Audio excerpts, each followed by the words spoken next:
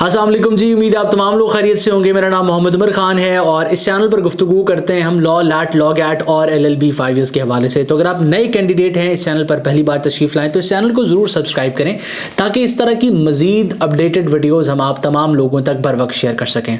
आज की इस वीडियो में हम डिस्कस करने वाले हैं कि किस तरह से आप अपने आप को लॉ एडमिशन टेस्ट के लिए प्रिपेयर कर सकते हैं। साल 2024 में जो हायर एजुकेशन कमीशन की तरफ से लॉ एडमिशन टेस्ट कंडक्ट होना है, उसको प्रिपेयर करने के लिए आप जो है वो कौन सी स्ट्रेटजी इख्तियार कर सकते हैं, क्या टिप्स एंड ट्रिक्स हैं और किस तरीके कार से एक कैंडिडेट अपने आप को परफेक्टली प्रिपेयर कर सकता है। अब जिन स्टूडेंट्स के इल्म में ये बात नहीं है, मैं उनके इल्म में ये बात ले आता हूं कि लॉ एडमिशन टेस्ट बेसिकली एक एंट्री टेस्ट है जो कि LLB 5 ईयर्स में, चाहे आप गवर्नमेंट यूनिवर्सिटी में जाना चाहें, प्राइवेट यूनिवर्सिटी में जाना चाहें या फिर प्राइवेट लॉ कॉलेज में जाना चाहें, एडमिशन लेने के लिए एक प्री रिक्विजिट है। इस टेस्ट को क्लियर करना मैंडेटरी है। अब तैयारी के हवाले से अगर हम बात करते हैं तो फॉर एग्जाम्पल आप एक कैंडिडेट हैं, आप इंटरमीडिएट क्लियर कर चुके हैं या इंटर पार्ट सेकंड में इस वक्त अपनी जो है वो तालीम कंटिन्यू कर रहे हैं, तो आप किस तरह से अपने आप को लैट के लिए प्रिपेयर करेंगे। सबसे पहला काम जो एक कैंडिडेट को करना चाहिए और जो आपको भी करना चाहिए वो ये कि आपने लॉ एडमिशन टेस्ट का सिलेबस डाउनलोड करना है। सिलेबस इस वक्त आपको स्क्रीन पर नजर आ रहा होगा।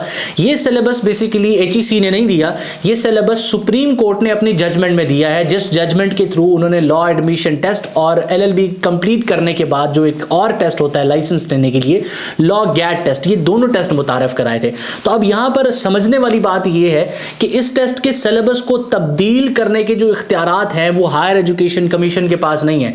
तो 2018 में इस सिलेबस को फिक्स कर दिया गया और 2018 से अब तक और आगे जितनी बार भी लॉ एडमिशन टेस्ट जो है वो हायर एजुकेशन कमीशन लेगा वो इसी सिलेबस के अकॉर्डिंग लेगा।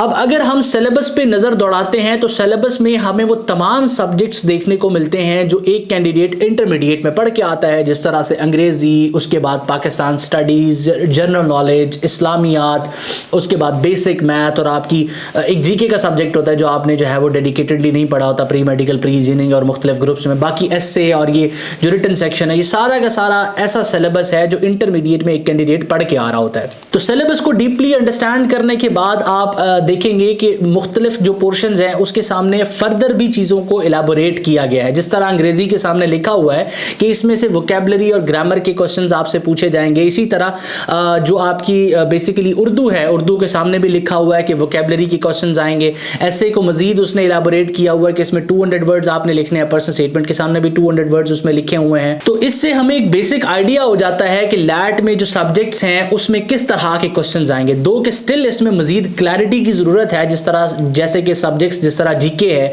उसके बाद पाकिस्तान स्टडीज है, ये बिल्कुल जेनेरिक सब्जेक्ट्स हैं।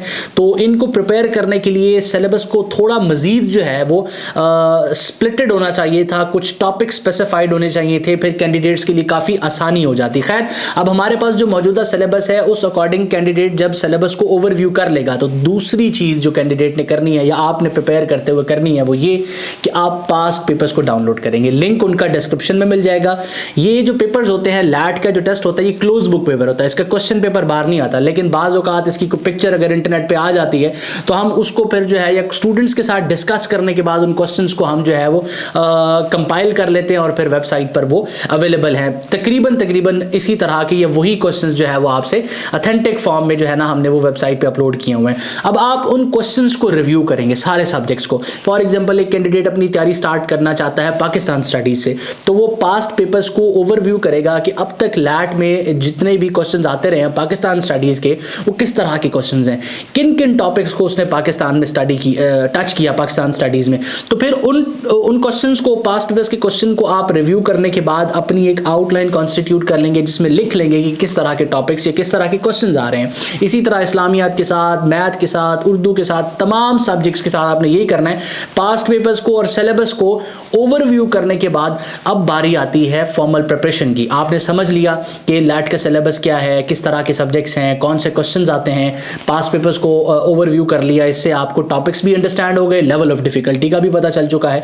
अब फॉर्मल प्रिपरेशन की बारी आती है। तो फॉर्मल प्रिपरेशन आपका जो है वो ये तीसरा स्टेप है और इसमें आपने किसी रिसोर्स पे रिलाई करना है। अब वो रिसोर्स कोई किताब भी हो सकती है, जिस तरह कि आप एलिमेंट्स ऑफ लैट के 5th एडिशन पे रिलाई कर सकते हैं। ये एक कंप्लीट जो है वो रेफरेंस बुक है जो वीडियो लेक्चर्स के साथ आती है और इसके साथ हम जो है वो आपको ये मैप भी देते हैं जिसमें वर्ल्ड मैप और पाकिस्तान का मैप है। तो एक मुकम्मल रिसोर्स है। आप इस तरह किसी बुक पे एक रेफरेंस बुक के तौर पे उसको इस्तेमाल करके अपनी प्रिपरेशन स्टार्ट कर सकते हैं। या फिर आप जो है वो किसी ऑनलाइन मटेरियल पे रिलाई कर सकते हैं, जिस तरह के हम आपको ये एडवर्टाइजमेंट आपको स्क्रीन पर शो हो रही होगी कि हम ऑनलाइन क्लासेस भी ऑफर कर रहे हैं। या तीसरा तरीका है कि आप अपने नोट्स बना के भी लॉ एडमिशन टेस्ट को प्रिपेयर कर सकते हैं। वो नोट्स जो आप बनाएंगे वो किस तरीके से बनाएंगे, जल्द मैं इस पर वीडियो बनाऊंगा, लेकिन वो जो नोट्स होंगे वो भी आपका एक रिसोर्स होगा जिससे आप प्रिपेयर करेंगे। तो हमने देखा कि लैट की प्रिपरेशन के लिए जो तीसरा स्टेप हमारा इन्वॉल्व है वो ये है कि हमने किसी रिसोर्स पर रिलाई करना है। और रिसोर्स मैंने बताया कि 3 तरह की हो सकती हैं, या कोई रेफरेंस बुक हो सकती है जिस तरह के एलिमेंट्स ऑफ लैट, या फिर कोई ऑनलाइन मटेरियल हो सकता है, ऑनलाइन क्लासेस हो सकती हैं जिस तरह की हमारी ऑनलाइन क्लासेस, या फिर तीसरा कि आप अपने नोट्स खुद बना सकते हैं। ये टोटली आपके ऊपर है कि आप किस मेथोडोलॉजी को ऑप्ट करते हैं, या फिर आप मेरे यूट्यूब चैनल से भी असिस्टेंस ले सकते हैं। जब आप नोट्स बनाएंगे तो फिर मेरे यूट्यूब चैनल को भी साथ साथ यूज करते रहेंगे, वीडियोस देखते रहेंगे, जिससे आपको गाइडलाइंस मिलेगी कि किस तरीका से आपने अपनी स्टडीज को फर्दर कंटिन्यू करना है। इसके बाद जो सबसे इंपॉर्टेंट चीज मैं आप तमाम लोगों को बताना चाहता हूं, और यहां पर मैं आप लोगों के साथ एक चीज शेयर भी करना चाहता हूं कि जो चौथी चीज आपने जहन में रखनी है प्रिपेयर करते हुए, या बेसिकली जो आपका चौथा स्टेप होगा वो ये कि आपने, चाहे आपका 75 मार्क्स का जो सेक्शन है वो एमसीक्यूज पर मुश्तमिल है, लैट में 75 नंबर के एमसीक्यूज आते हैं, लेकिन आपने जो तैयारी करनी है वो डिस्क्रिप्टिव लेवल पे करनी है। डिस्क्रिप्टिव से क्या मुराद है? एक तैयारी है कि एक कैंडिडेट ने किसी भी किताब को उठाया है, या किसी इंटरनेट से मटेरियल को निकाला है, या किसी पीडीएफ की वो रैंडम तलाश में, वो मुतलाशी है कि उसको कोई पीडीएफ मिल जाए और उसको फिर वो रट्टा लगाना स्टार्ट करे, अलिफ से शुरू करे और ये तक जो है वो रट्टा ही लगाता जाए। उसको ये ना पता हो कि जो क्वेश्चन पढ़ रहा है उसका बैकग्राउंड क्या है, उसका कंसेप्ट क्या है। जिस तरह एक क्वेश्चन आपके सामने आता है कि पाकिस्तान का मौजूदा आइन कौन सा है, और एक कैंडिडेट रट्टा मार रहा है कि पाकिस्तान का मौजूदा आइन जो है वो 1973 का आइन है, उसको ये नहीं पता आइन होता क्या है, और उसको ये भी नहीं पता कि पाकिस्तान की तारीख में आइन कितने आए हैं। तो फिर उस क्वेश्चन को आप चाहे 1 लाख बार रट्टा लगा लें, मैं अगर आपसे उस क्वेश्चन की बजाय ये पूछ लूं, पाकिस्तान के मौजूदा आइन की बजाय आपसे सवाल ये कर लूं कि पाकिस्तान का पहला आइन कौन सा था, तो आप बिल्कुल ब्लैंक हो जाएंगे, और आप फिर अपने टीचर्स को या अपने कलीग्स को कहेंगे पेपर तो आउट ऑफ कॉन्टेक्स्ट आया है, पेपर ऐसा आया है जिसके बारे में हमने कभी प्रिज्यूम ही नहीं किया था। ऐसा बिल्कुल नहीं है। आप देखेंगे कि जिस टॉपिक को आप पढ़ रहे थे टच उसने उसी टॉपिक को किया है, लेकिन एक और एंगल से किया है। तो अगर आप डिस्क्रिप्टिव लेवल पे पढ़ते तो आप क्या चीज पढ़ते? आप अगर डिस्क्रिप्टिव लेवल पे पढ़ते तो सिंपली एक 2 से 3 मिनट की वीडियो इंटरनेट पे आप सर्च कर सकते थे कि आईने पाकिस्तान की तारीख क्या है।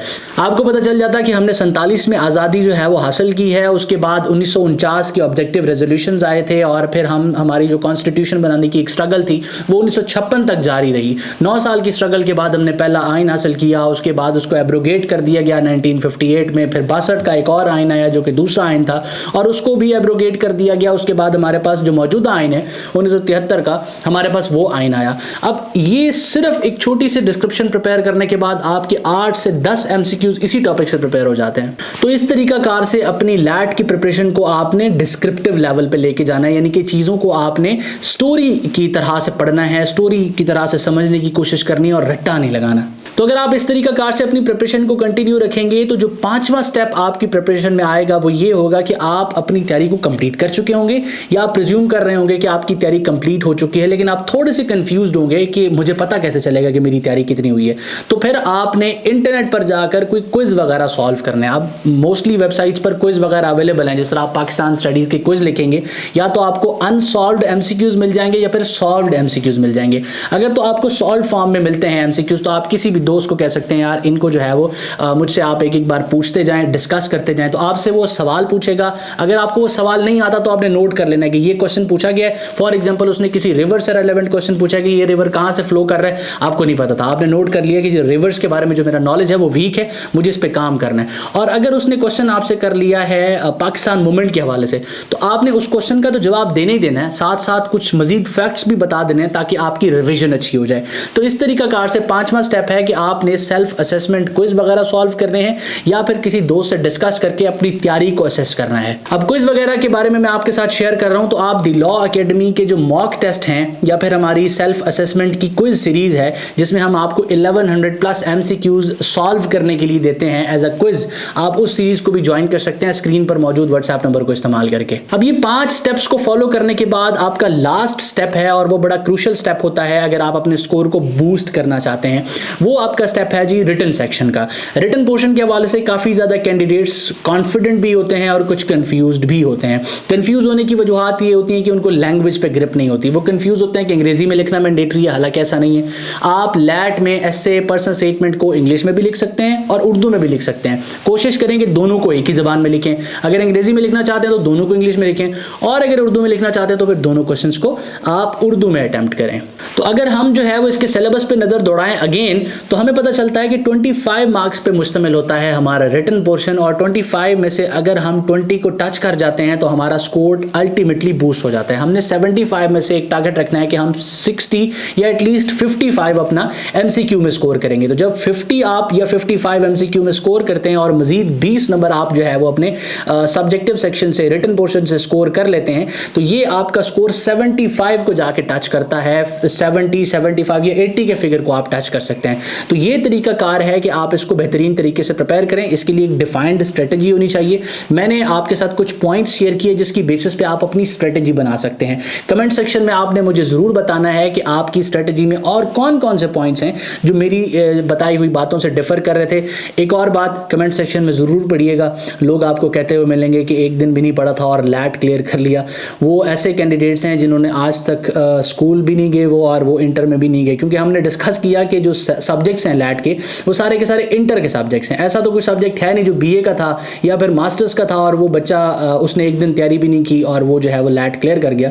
तो वो हजरात जो कहेंगे कमेंट सेक्शन में कि उन्होंने एक दिन भी पढ़ा नहीं है, मेरे प्यारे भाई आप 2 साल इंटर भी पढ़ के आए हैं और 2 साल मैट्रिक की स्टडीज़ भी आपने की हैं, तो वहीं से ही आपकी लैट की प्रिपरेशन हो गई है। इन वीडियोज़ को बना के आपके साथ शेयर करने का मकसद ये है कि बजाय इसके कि आप बगैर रिविजन के, बगैर किसी डेडिकेटेड तैयारी के लैट में जाके बैठें, उससे बेहतर है कि आप अच्छी रिवीजन करके जाएं, चीज़ों को ओवरव्यू करके जाएं। पिछले 2 से 3 लॉ एडमिशन टेस्ट से जो है वो इसका डिफिकल्टी लेवल थोड़ा सा बढ़ा दिया गया है, जो फिर कैंडिडेट्स के लिए डिफिकल्टीज क्रिएट कर रहा है, मसाइल क्रिएट कर रहा है जब आप एग्जाम में बैठे होते हैं। तो इसका बेहतर सोल्यूशन ये है कि अच्छी तैयारी करें और उसके बाद जो है वो बेहतरीन परफॉर्मेंस दें, ताकि आपका जो एडमिशन है यूनिवर्सिटीज़ और कॉलेजेस में वो आसानी से हो जाए, आपका वक्त ज़ाया ना हो। तो उम्मीद करता हूँ कि आज का ये वीडियो आप तमाम लोगों के लिए हेल्पफुल रहे। किसी भी सवाल या कन्फ्यूजन की सूरत में स्क्रीन पर मौजूद व्हाट्सएप नंबर को इस्तेमाल करें और हमसे इन टच रहें। अल्लाह आपका हामी और नासिर हो। हमेशा आप तमाम स्टूडेंट्स की कामयाबी के लिए दुआ गो। उमर खान और उसकी टीम, अल्लाह हाफ़िज़।